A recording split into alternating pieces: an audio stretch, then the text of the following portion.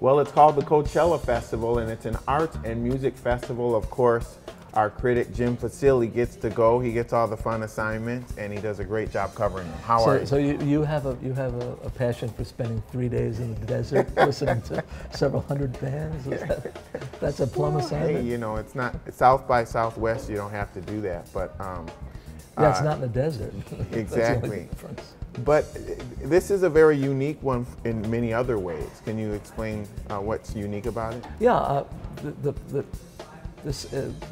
promoters have rightfully decided that people want to be at big festivals with lots of bands.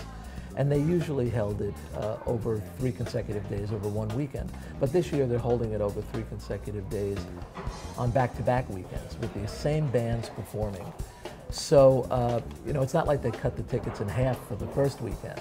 Right. They just have this huge demand for big festivals, and they're going to satisfy it. What are the 3 bands you're most excited about? Well, that's the other thing about this festival that's so good this year, is there's such an emphasis on new emerging bands.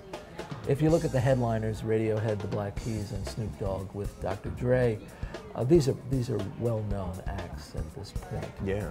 But if you go down the bill, you see a lot of bands that are on the verge of something, and it's a gig like Coachella that could prove it. You have a band like Swedish House Mafia that sells out Madison Square Garden for electronic fans, but can it cross over to a mainstream pop fan base, or does it want to? Is it satisfied with what it has? You have bands like Miike Snow and Kasabian and a folk singer like Marling, who are on the verge of moving into the next level. In the past, we've asked you about what surprised you most with South by Southwest. When you've gone to this before, what has surprised you the most about the event? The depth of talent. Okay. You know, the doors open at noon, and they go very, very late into the night. If you show up at noon, you may walk over to a tent that has 100 people watching the act play. Unbelievable. And they'll be fantastic. Yeah. And 2 years later, they'll move on to a bigger stage. You know, the Black Keys started on a small stage. Is this a pretty influential event in terms of breaking bands? I mean, you get an opportunity to perform at the same thing as Radiohead, Yeah. and some of the most prominent bands. I think it is. I think for a band that's on the way up, that has proven that they can play and write and sing and arrange, to get exposure to a big fan base of an already established group can mean a lot.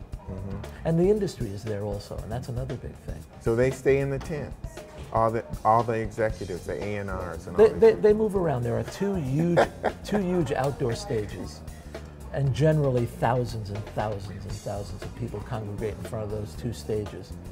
But I remember a couple of years ago, Florence and the Machine played at a small tent, and the fans were hip to Florence and the Machine more so than the industry was, because it was clear they needed to be on a bigger stage. It was just packed with people.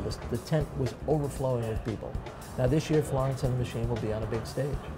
You know, that's the energy level that every band dreams about to capture at an event like this. Okay, so you'll come and talk to us after you come back. Sure will. All right, thanks a lot. Okay. And with Jim Fusilli, I'm Lee Hawkins. We'll see you next time.